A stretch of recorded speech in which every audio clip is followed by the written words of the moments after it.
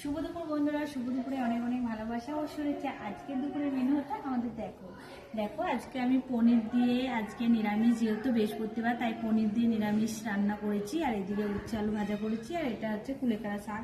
তো চলো দেখি আমার পনির রান্না কেমন হয়েছে, তোমাদের সঙ্গে একটু খেয়ে দিতে হবে। তো দেখো পনিরটা কত সুন্দর তুলতুল তৈরি করছে, দারুণ লাগছে। চলো,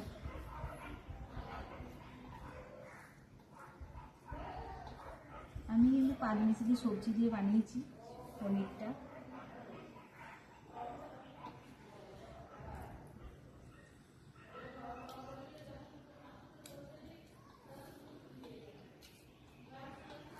দারুণ হয়েছে, মানে কি বলবো, অসাধারণ।